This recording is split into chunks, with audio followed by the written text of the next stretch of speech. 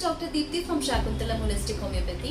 ये वीडियो आज उन लेडीज के लिए है जो यूट्राइन फाइब्रॉइड या बच्चेदानी में जिन्हें रसौलियाँ कहते हैं उन्हें लेके बहुत ज़्यादा डरी हुई हैं या बहुत परेशान हैं कि कहीं ये कैंसर तो नहीं है, या आने वाले टाइम में ये जो रसौलियाँ हैं ये कैंसर में कन्वर्ट तो नहीं हो जाएंगी। तो रिलैक्स, ये एक नॉन कैंसरस ग्रोथ है और इस वीडियो में आज हम यूट्राइन फाइब्रॉइड को लेके जितने भी फैक्ट्स हैं, मिथ्स हैं, उनके बारे में डिस्कस करेंगे और साथ में इसके क्या कॉम्प्लिकेशंस हैं, क्या रिस्क हैं एंड ये किन लेडीज़ को हो जाता है, क्यों हो जाता है, इसके रीज़न क्या है एंड इनकी कॉम्प्लिकेशंस क्या हैं। We'll light up all the information for you, so watch the full video. 80% ladies can develop uterine fibroid by the age of 50. तो 80% लेडीज़ को यूट्राइन फाइब्रॉइड क्यों हो रहा है, उसके लिए ये जानना बहुत ज़रूरी है कि एक्चुअल में यूट्राइन फाइब्रॉइड होता क्या है एंड इसके कॉजेज़ क्या हैं। तो सबसे पहले ये जानते हैं कि ये क्या है। यूट्राइन फाइब्रॉइड एक ओवर ग्रोथ है। जैसे जो बच्चेदानी है उसकी जो वॉल होती है वो बहुत सारे fibrous tissues, connective tissues and muscular tissues से बनी होती है।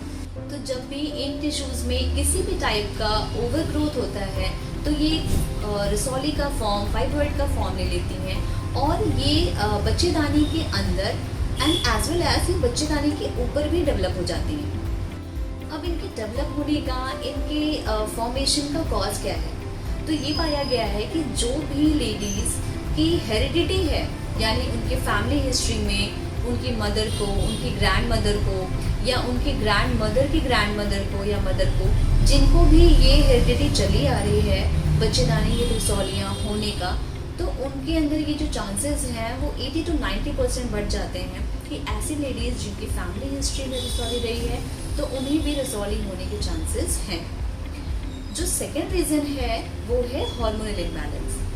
तो जो लेडीज़ की लाइफ होती है उसमें बहुत सारे ऐसे फेजेस होते हैं जहाँ पे उनके जो हार्मोन्स हैं वो कभी अप होते हैं, कभी डाउन होते हैं, वो बहुत इम्बैलेंस होते हैं। ये जो फेज़ है वो प्यूबर्टी का फेज़ भी हो सकता है, जो प्रेगनेंसी का भी फेज़ हो सकता है एंड जब पीरियड्स बंद होते हैं दैट इज़ मेनोपॉज, वो भी एक ऐसा फेज़ है जहाँ पे रसौली बनने के चांसेस बढ़ जाते हैं। जो थर्ड कॉज है दैट इज़ ग्रोथ हार्मोन। तो जो ग्रोथ हार्मोन है, ग्रोथ फैक्टर्स हैं, ये मेल और फीमेल दोनों की बॉडी में पाया जाता है। तो जो लेडीज़ में ग्रोथ हार्मोन्स हैं या जो ग्रोथ फैक्टर है, अगर वो उनकी जो हाइपर इंक्रीज हो रहा है या अगर वो किसी भी रीज़न से बढ़ रहे हैं तो ऐसे केसेस में भी जो ओवर ग्रोथ है सेल्स की वो बढ़ जाती है एंड फाइब्रॉइड में या बच्चेदानी में रसौली बनने के चांसेस बढ़ जाते हैं। ये तो था पैथोलॉजिकल रीज़न। एक साइकोलॉजिकल रीज़न भी है कि 80% ये प्रूव्ड पाया गया है थियोरी में कि जिन लेडीज़ को बहुत ज़्यादा स्ट्रेस रहता है अपने बच्चे, अपने हस्बैंड या ऐसे किसी को भी लेके जिनकी वो बहुत ज़्यादा केयर करती हैं, ओवर कंसर्न है उनके लिए, ओवर केयरिंग है उनके लिए, तो ये जो थॉट है हमारे माइंड में, ये जो थॉट है प्रोसेस चल रहा होता है, जो स्ट्रेस चल रहा होता है, ये ऑर्गन से कंसर्न होता है। हमारा जो ब्रेन है, हमारा जो माइंड है, उसका हर एक थॉट जो है वो हर एक ऑर्गन से कंसर्न होता है।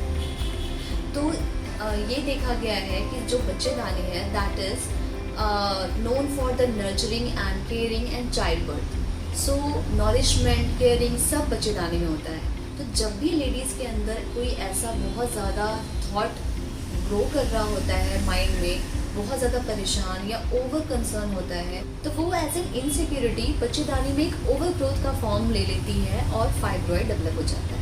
बहुत सारे लोगों के माइंड में ये क्वेश्चन होता है या वो कंफ्यूज होते हैं कि एक्चुअली सिस्ट क्या होता है और फाइब्रॉइड क्या होता है। जो सिस्ट है वो बहुत ज़्यादा डेंस और रिजिड होता है और वो बहुत ज़्यादा फर्मली पैक्ड होता है, मीन्स ठोस होता है। उसके अंदर कोई भी हॉलो या कोई भी ऐसा स्पेस नहीं होता।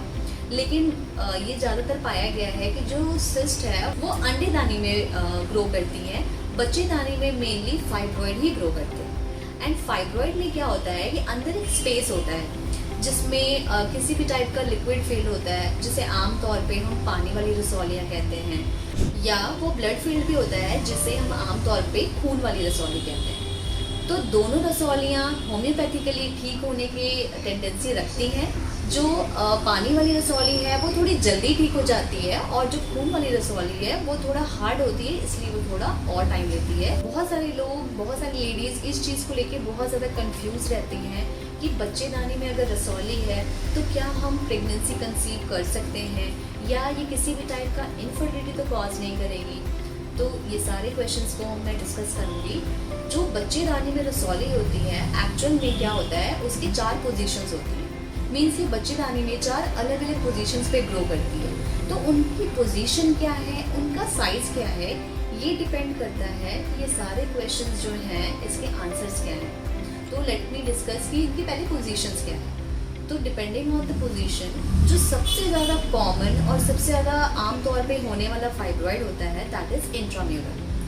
इंट्राम्यूरल फाइब्रॉइड जो बच्चेदानी की मस्कुलर वॉल है, मीन्स जिस मसल से वो वॉल बनी हुई है, तो वो मसल्स के अंदर ग्रो करती है, एंड ये मोस्ट कॉमन है। जो सेकेंड है वो है सबसिरोजल। सबसिरोजल जो फाइब्रॉइड है वो ग्रो करता है outer wall of the uterus पे, मीन्स बच्चेदानी के ऊपरी और बाहरी वाले वॉल पे।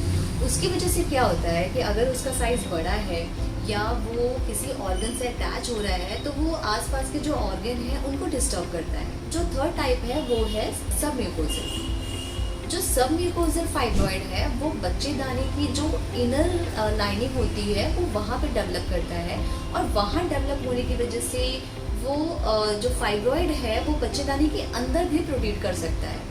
तो वो भी एक पोजीशन है जहाँ पे अगर फाइब्रॉइड डेवलप होता है तो उसकी वजह से भी थोड़े चांसेस होते हैं कि वो डिस्टर्ब करे यूट्राइन वॉल को या प्रेगनेंसी को। जो लास्ट है वो बहुत रेयर होता है, एंड इसका कोई भी मींस नेगेटिव इफेक्ट नहीं होता है सच प्रेगनेंसी या फर्टिलिटी पे, दैट इज पेडुंकुलेट। पेडुंकुलेट जो फाइब्रॉइड है वो बच्चेदानी के बाहर ग्रो करता है, और बच्चेदानी की जो वॉल है उससे वो एक स्टॉक लाइक ग्रोथ से अटैच होता है। मीन्स एक पाइप मस्कुलर वॉल की होती है और उससे वो अटैच होता है, वो एक्चुअली वॉल पे डेवलप नहीं होता, सिर्फ जुड़ा हुआ होता है। तो जिन भी लेडीज़ को ये प्रॉब्लम है, कन्फ्यूजन है कि फाइब्रॉइड जो है वो इनफर्टिलिटी तो कॉज नहीं करेगा, तो नहीं, घबराने की बात नहीं है। बहुत रेयर केसेस ऐसे होते हैं जहाँ पे ये इनफर्टिलिटी कॉज करता है, बट अगर इसका पोजीशन और अगर इसका साइज़ ठीक नहीं है तो ये प्रेगनेंसी को हार्म ज़रूर कर सकता है।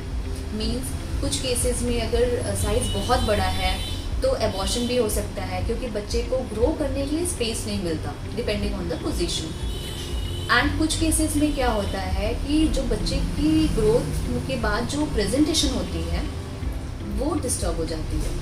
मीन्स बच्चा सीधा होने के बजाय कभी तिरछा, कभी टेढ़ा, मीन्स जो उसकी पोजीशन है वो डिस्टर्ब होगी, तो डिलीवरी के टाइम प्रॉब्लम आ सकती है। तो जब भी आप कंसीव करना चाहें तो डेफिनेटली यू कैन कंसीव, पर अपने डॉक्टर से, अपने गायनी से ज़रूर कंसल्ट करिए कि हमारा जो फाइब्रॉइड है उसका साइज़ कितना है और उसकी पोजीशन क्या है, सो दैट आपको प्रेग्नेंट होने के बाद जो बच्चे की ग्रोथ है उसमें कोई भी हिंडर ना हो, वो कोई भी ऑब्स्टिकल ना आए।